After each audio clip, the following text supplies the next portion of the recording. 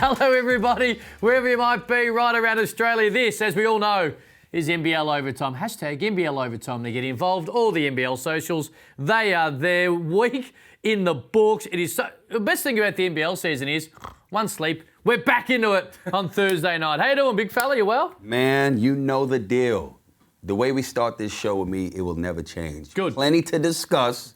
Let's get into it. And I feel you're bringing some extra energy around a particular team very shortly. Liam Sandham in the house. I've got to say this. We didn't make this clear at the start of the show. You've retired studs and duds, haven't you? People are asking for it. It's retired, isn't it? It's retired. It's on the shelf. It had a great run. Yeah. Really good run, but it's over. And whew, I tell you, it's probably good that it did, because there would be some teams on the hot seat right now. Well, you know what? Let's start with a team that would certainly be a stud. Let's start with the JJs. Tasmania, little sluggish start. There was a little bit of trouble. They had to win a Sunday game at home in overtime against the Bullets. And then they went on the road and went bang, bang. They smacked around Adelaide, welcome you back to the country, and then went and said to Melbourne United, nope, we love this court, we love this stadium, we love our brand of basketball. And in the end, the JJs, a huge weekend, Liam Santa Maria. Massive. 2-0 weekend on the road. I just love this team. I'm at a point, and I know sometimes I'm late to the party with some teams and whatnot, and I underappreciated this squad coming into this season, no doubt about it. I'm all aboard. All aboard. They know exactly who they are, what they are. They get it done. They just kept Adelaide and Brisbane and Melbourne to what, like 68, I think, average over the weekend. Sickening. Absolute, complete lockdown. It's a team that you just do not want to see on your schedule.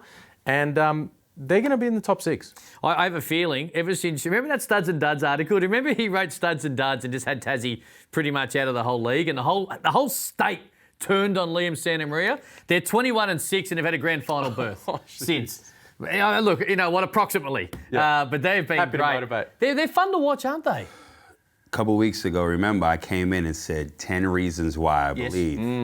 And they've lived up to those 10 reasons. I mean, you got to give credit to, this team, but Scott Roth coming in with a game plan and continuously giving these guys the opportunity to show what they can do. And they don't do it individually. Sure, sometimes you might see some individual brilliance, but they rely on each other. The strength is in the crew, and in the beginning, they started off rough, right? They lost a couple of games, and, Majette, he's their leader, and he needed to step up. And what he did in that first quarter against Adelaide set the tone to let everybody know, do not judge me off of these last two games that I had that I stunk. And I needed to step up, and he led from the front. He set the tone. They did not look back. Very impressive win on the road against the Adelaide team that we're all high on. Yeah. They're coming off, obviously hangover after the Phoenix Suns win.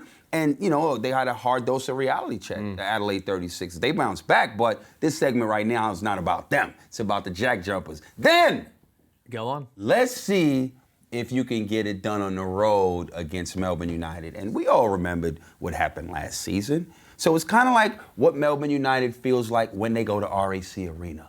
We can win here. We're not afraid of this venue or this Red Army fans.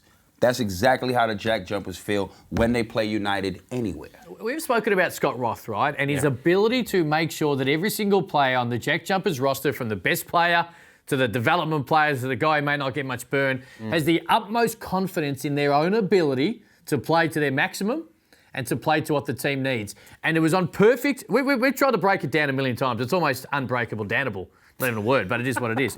What he said, how he benches Josh Majette. He did. He benches him in key moments in a big, big game, and then somehow the player loses no faith or confidence in himself or his coach. They go to Adelaide, and he starts the game like that. We can talk about Scott Roth to the cows come home, trying to work out how he does this, but he does it time and time again, and that was probably example 216 of it last week. I think it comes down, the players know that he loves them and that he wants the best for them, but also, first and foremost, for the team. And it's the consistency. He is so consistent with the way he keeps his guys accountable. A lot of coaches talk about, hey, listen, I want you to play defense. He's so consistent. If you are not getting it done at that end of the floor, you sit on the bench.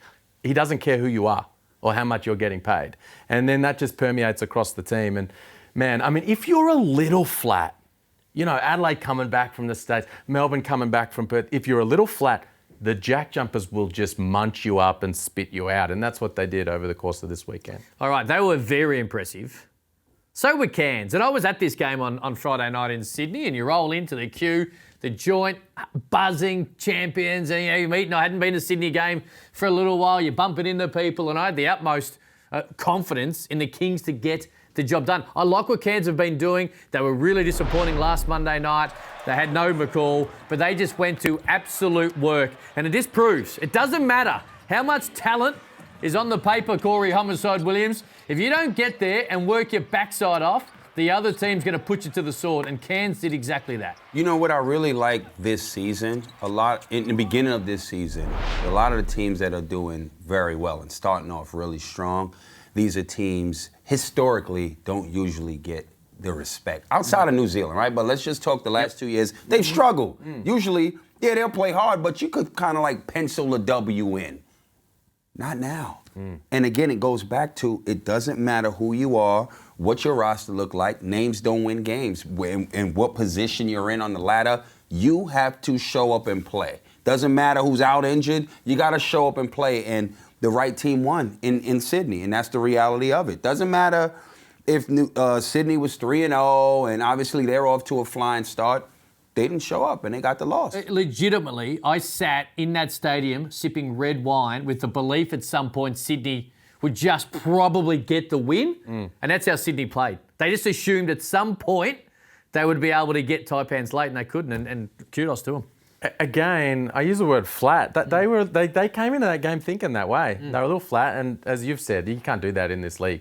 Teams are coming in ready to take advantage of that type of thing. Now, I love the taipans, the way they're going about things right now. It's cool to see a guy like Adam Ford, Modi Mayor, having success to start this season, and they've got long, active defenders, and they're really disruptive. You know, Majuk Deng and Bull Kual. DJ Hoag's 6'9" at the 3 spot. Switching everything. Keanu Pinder protecting the rim. He's playing at a really high level. He's their most important player, Keanu Pinder. Yep. Because they're a little shallow at the 5. They've got big bodies, but they're a little shallow at the 5.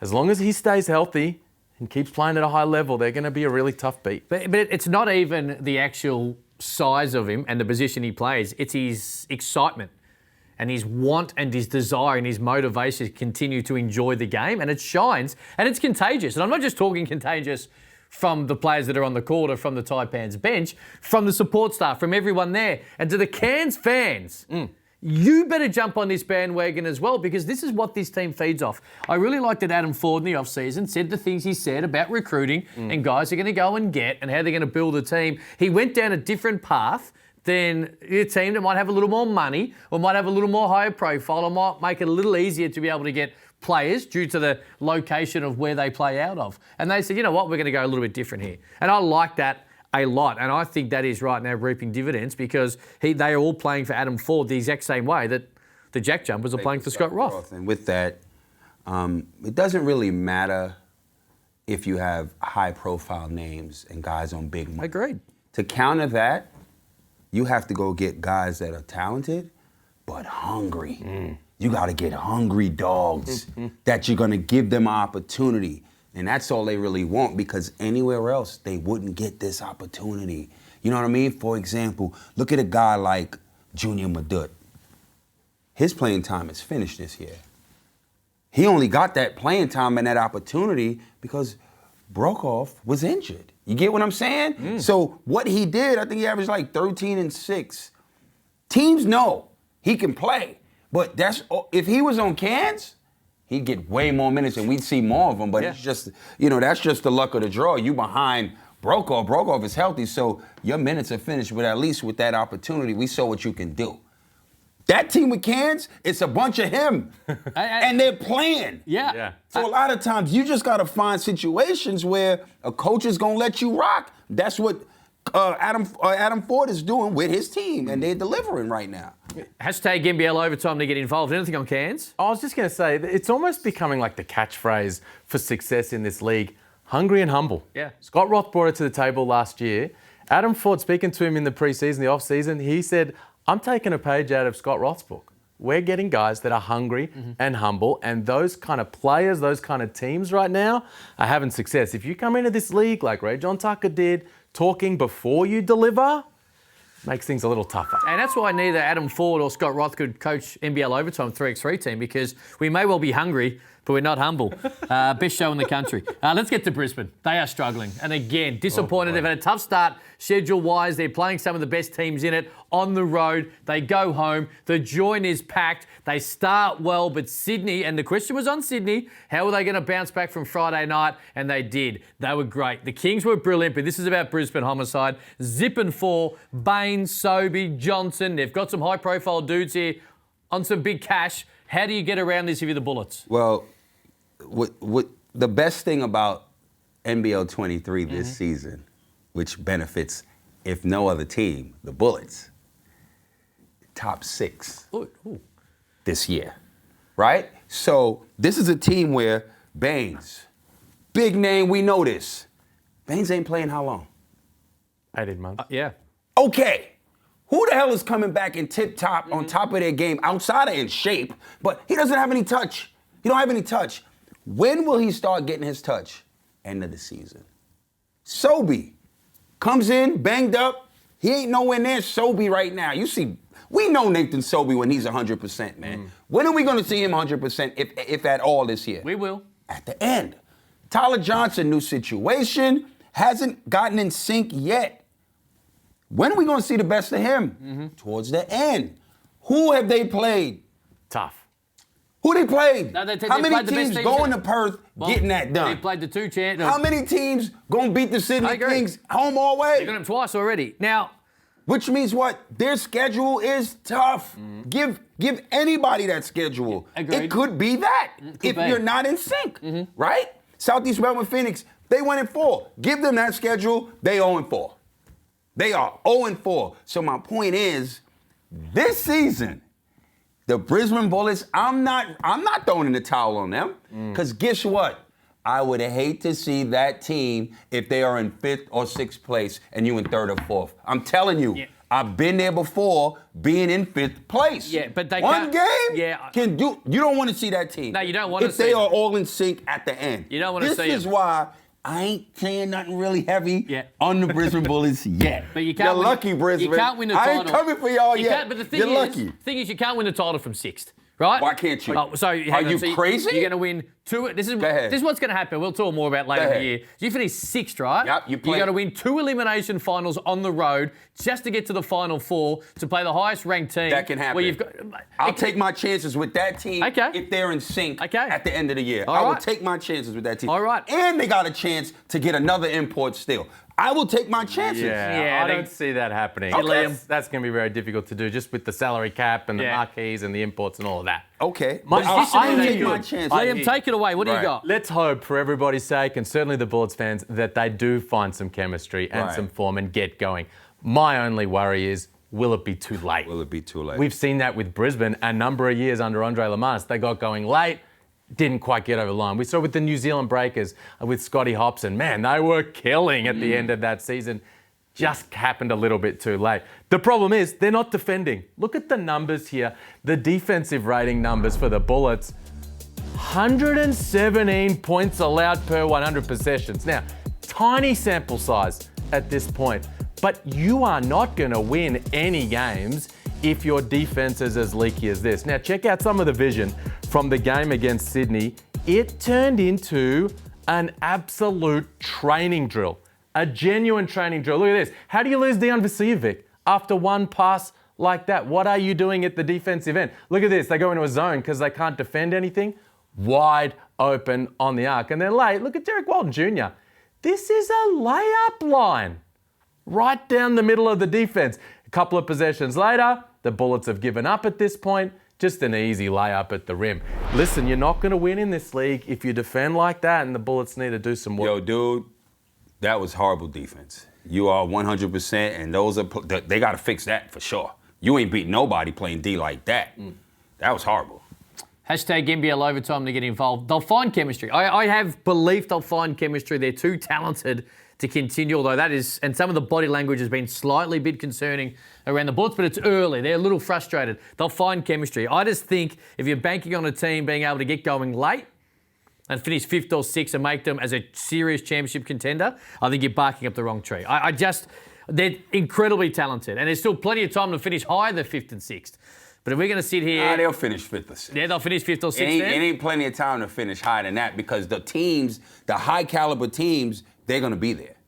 Adelaide will be there, Sydney will be there, Perth will be there. So you got a chance at 4th, 5th, or 6th. And if you're starting out 0-4... Melbourne United be there?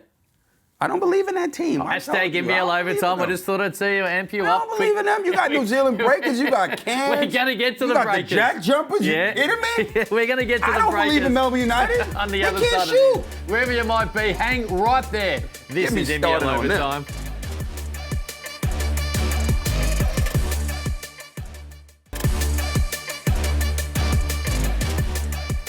Hashtag NBL Overtime to get involved. Whole ad break all around Melbourne United. Keep that energy, man. Keep that energy for next week. Round 4 is no joke. No, it's not. They don't show up this round. They're really in trouble. You're talking about Brisbane. Yeah. Don't even worry about Brisbane. Melbourne United is who we're going to talk about. Now, just speaking about jokes, I'm just reading the rundown. Are you bumped up Santa's watching? Let's push it up. All right, this better be good then. You ready? It better be good. Take it away. I'm ready. Let's start in Sydney with the taipans. They're having a good time on were. the court. Having a very good time off the court. Just quietly. My man Lat Mayan come back into the squad and really enjoying himself. Really? Love it. Now, it's a rough night for the Phoenix, yeah, and the fans, some of them were up and about, some of them a little less so. Not happy with his squad. Nice jersey, though. And now here's what's they love the cheeseburgers. Oh, man. In Adelaide, little man's amp. He's like really chanting. He knows he's going to get Rashad Kelly's at the line. Oh, look, look at him. He kicks Oh, he's the kicked air. something. He kicks Oh, no. He's Dennis Rodman there. Hey, look at the hops. Yeah. Shannon Scott. Eat the whole... That's real high jump type sort of stuff. Would have been fun to be under that. Good stuff from Shannon Scott. Now before we move on, Hello. just a little something special for Here we Shannon go. Scott. Mody Mayor and Alex McNaught. Yes. What a strange way to open a press conference. Look, he comes in, sits down, and young fellas played pretty well. Gives him a whack. Yeah. And then, cop this. Yeah, Alex wants to say something about Hagrid. Well, I'm a big Harry Potter fan, so we'll start off with that. And that one was for you, Robbie Coltrane. That's rest in love, my friend. Now, Big Harry Potter fan. I want it on the record. I've never watched one of the Harry Potter movies. Alex McNaught has. Yeah, on numerous occasions, I would say. seems Did he get the slap across the head for looking at the statistics? I don't know.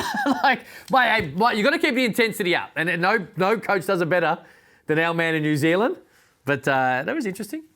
Would have probably been a tech foul if that had been on the court, but it is what it is. Hey, let's get to New Zealand, because they've been great. We've made so much of them getting back to New Zealand, and we've had so many excuses for them, and they were justified by being on the road for 2 years. So win-losses did not matter, essentially. Well, they do now. They're back home, and they're winning at home and on the road. They were incredible last night. They are so fun to watch. It is cool. You know, we're all big Will McDowell White fans here, but they just absolutely embarrassed the Hawks last night. There's a next star, of course. You are the GM of those particular young guys, but in the end, they're up and about, they're enjoying life, and good on them. They're rolling. This is another team that had a 2-0 weekend, both on the road. And I liked what Mody Mayor said in the press conference last night. He said, we have stars right across this roster in their roles. Everybody knows their role, they're executing. I described them as being connected and confident. He's got a really good vibe around that team right now. They're defending at a really high level, keeping teams on average so far sub 40% from the field. I mean, that's historically good. You won't be able to keep that up for the whole season, but really getting after it at the defensive end and then having some fun flowing the other way. It's very difficult in a league like this to get Coach of the Year back-to-back. What I really, really like about NBL 23 so far, there are teams doing really well that, again, like that I said early, they're not usually doing this well, right? To get these two teams, you know, Cairns on the road, you know, Tassie obviously on the road 2-0 after a bad start, but New Zealand, man, 3 straight W's? Modi Mayor, he's a player's coach, man. Like, he's a player's dream, like Adam Ford, like a Scott Roth. He's going to give you confidence. He's going to believe in you. Like, look what he's doing with Ryan Rupert, right? This weekend, he averaged 10 and 5, but he's going out there. Even when he misses, you could hear coach in the back. Just keep playing. Don't worry about it if you miss. That's what a young guy like that, let alone everybody else on the team, they need. Rob Lowe, look how great he's looking. Look how great he's looking. Derek Pardon, you don't even have to run a play for him. He's gonna eat off the glass. Like, that's the dream type of big you want. Because usually as a guard, let me feed this big guy if I need him to do all the other things. Set good screens, rebound. You know what I mean? Set screens and rebound and play hard for me. Stay out of foul trouble, stay on the floor. I don't need to do that with him. He knows what he needs to do. Like Modi said, I got superstars within their roles. They're all playing their role. Liafa looking real good, as usual, but good to see him back. Vodanovic. Everybody's playing their part, and they look really good because of that. You mentioned Vodanovic coming off a championship last year, and Cam Glidden found his groove. Now, his first shot was about 4 metres too far, and then his next 3 or 4 went down. And I think it was when they were walking off the court there, the amount of love they were giving Cam Glidden as well on the back of that was great to see. Well, I liked when they were walking off the court at half-time, and Modi was annoyed with him, said, listen, you're out there to shoot the ball. No more turning down shots. Then Illawarra go to the zone. He puts the zone buster on, Cam Glidden. He said post-game, there is no better zone offense than Cam Glidden. But as long as he's letting it fly, and Modi Mayor is on him to shoot that thing. Now think about this. No Barry Brown Jr. That's the leading scorer. It's a dangerous team, man. Very dangerous. Will McDowell-White, we always referred to it. He said those numbers to you in the preseason huddle, and I said if he gives those numbers, he may well be the MVP of the league. Now, I don't think he's going to be the MVP of the league, but he's been in total control of every game he's played in. Even the game they lost to Melbourne United, he was in total control of that team in critical moments. He's had an outstanding start to the year. Yeah, he really has. And you talk about, you know who's flying a little under the radar? The man you just mentioned there, Corey, Derek Pardon. Because, you know, they were killing South East Melbourne on the pick and roll. And we talk about Liafa and we talk about Will McDowell-White. Pardon, quick to the screen, quick out of the screen, elite lob threat. So the bigs worried about him at the rim, and now they're just tearing it to shreds. Hashtag NBL Overtime to get involved. And when he sets a screen, you stay screened. Talking of screens, there was a controversial one on the weekend, and we'll touch on that next.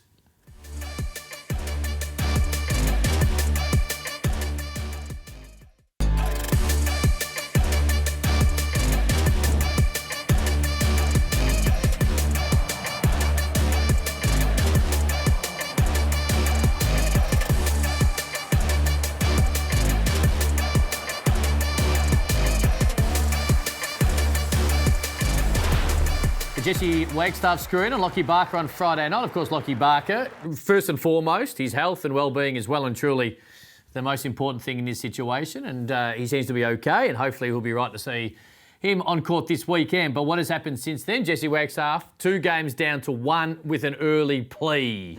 Liam Santa Maria, what do you make of it? I was shocked it wasn't called a foul in the moment, because he moves on that screen ever so slightly.